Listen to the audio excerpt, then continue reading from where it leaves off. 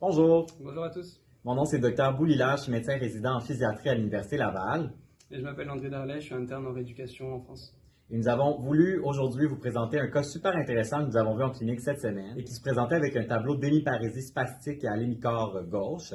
Sa principale plainte était une douleur à l'épaule gauche accompagnée d'une perte progressive d'amplitude articulaire au membre supérieur.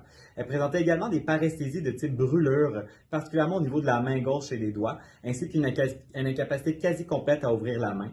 Ces symptômes avaient un retentissement assez significatif sur sa vie quotidienne, qu'il soit de l'habillage, de l'alimentation, l'hygiène. Donc, ça devenait vraiment de plus en plus difficile pour elle de fonctionner.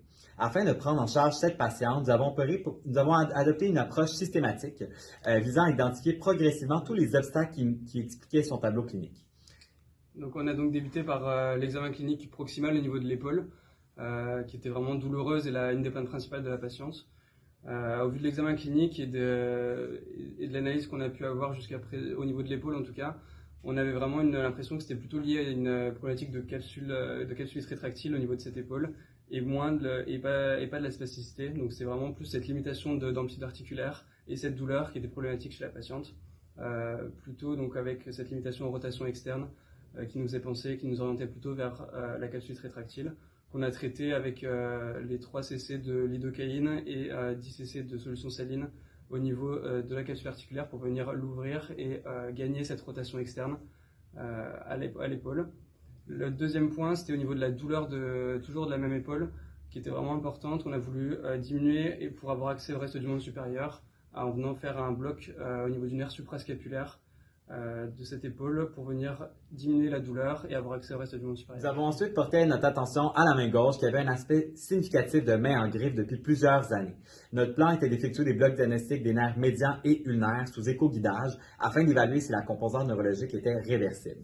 Cependant, nous avions un obstacle de taille qui s'est présenté à nous parce qu'il y avait une hypertonie assez importante au niveau du triceps gauche qui nous empêchait de fléchir le coude suffisamment pour avoir accès au nerf ulnaire gauche dans de bonnes conditions pour notre procédure. Nous avons donc effectué un bloc à la lidocaïne du point moteur au niveau du triceps gauche qui nous a permis par la suite de pouvoir fléchir le coude et procéder à nos 2 procédures. Suivant l'injection du triceps, on a eu un relâchement suffisant pour permettre de faire nos procédures et on a pu aussi ensuite faire donc nos blocs du nerf médian et ulnaire qui a permis d'éliminer quasi complètement les brûlures que la patiente ressentait. Cette réponse immédiate suggérait qu'il y avait probablement un stimulus nociceptif qui contribuait au tableau spastique au membre supérieur. Au vu des résultats donc, du bloc moteur qui ont été effectués au niveau des différents troncs, on a procédé ensuite à la cryoneurolyse de ces deux troncs respectifs, à savoir le tronc ulnaire et le tronc médian, pour venir vraiment diminuer les douleurs et gagner les amplitudes articulaires qu'on a obtenues à l'issue des blocs moteurs. Pour chaque tronc, on a procédé donc à 3 cycles de cryoneurolyse parce que c'est des troncs et des branches plus importantes qui nécessitent donc 3 cycles, contrairement aux branches sélectives où on peut se permettre de faire moins de cycles à ce niveau-là. L'intérêt encore de cibler ces troncs nerveux, c'était vraiment de diminuer et la douleur et la composante musculaire de spasticité qu'on a voulu libérer pour avoir à la fois le gain articulaire et le gain au niveau de la douleur. Ce cas nous rappelle l'importance de ne pas tout attribuer les limitations à la spasticité seule. Parfois, il peut y avoir un tableau mixte et une analyse rigoureuse des différentes composantes nous permet d'approcher de façon systématique chaque élément du tableau clinique. Et c'est ce qui nous permet d'avoir une profession aussi passionnante qu'est la physiatrie, donc de comprendre l'ensemble du tableau clinique pour maximiser les fonctions de notre patient.